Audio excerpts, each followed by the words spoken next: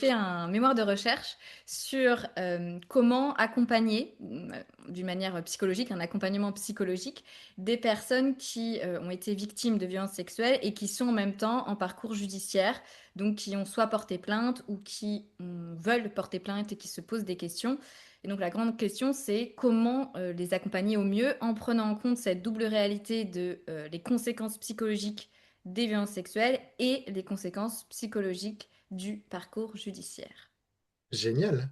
Donc là, vraiment, le but aujourd'hui, c'est pas de faire quelque chose d'ultra technique, ultra compliqué, etc. On va rester, parce que moi, clairement, aujourd'hui, ça va être vraiment, je découvre en même temps que vous tous.